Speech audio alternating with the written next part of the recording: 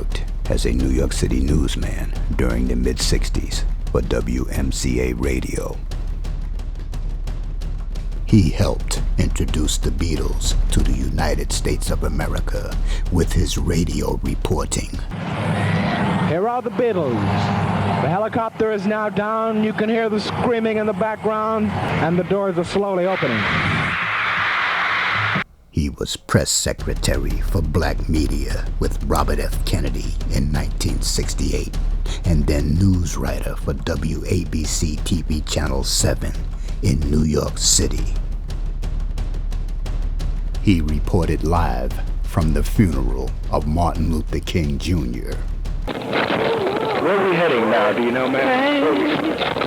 We're going to where they gonna carry me in at. I believe that's where we're going. This is the Morehouse campus here. Yes, right? it is. Yes, it is. I wonder how you feel today. Oh, I tell you, I feel good because he's gone to meet Jesus. He's gone to meet his Savior. He worked at WCBS TV Channel 2 as a field reporter on camera and news assignment editor for local news in New York City. He was correspondent for National Black Radio Network to the United States Delegates Assembly. He covered the American Indian movement and the Wounded Knee trials in Minnesota, South Dakota. He recorded the historic Floyd McKissick speeches. Black folks running Newark, black folks in Brooklyn, black folks in New York.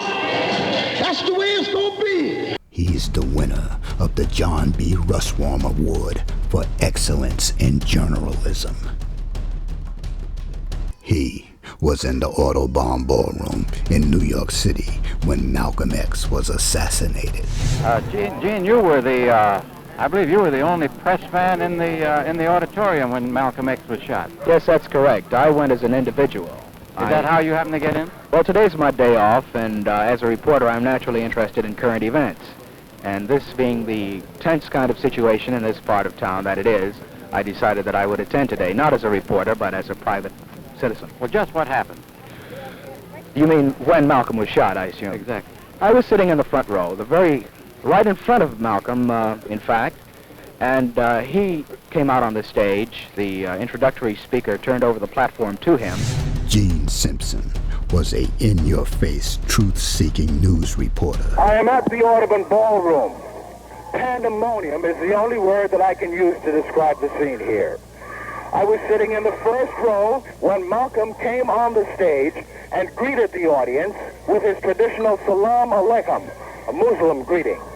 As soon as he said that... Now released from the vaults after being hidden away for 40 years from the public are the Gene Simpson recordings, the complete collection, digitally remastered on compact disc from the original tapes that were all recorded by Gene Simpson himself. This is a collection you'll want to own. I saw two guys standing up, and my next impression, it all happened very rapidly, as you can understand, is of the gunshots. And I saw Malcolm had his hand up. He said, stay cool, stay calm, or something like that. And just then the gunfire went off, and his hand was up. I remember this. I turned around quickly, and the next thing I saw was Malcolm falling back in a dead faint.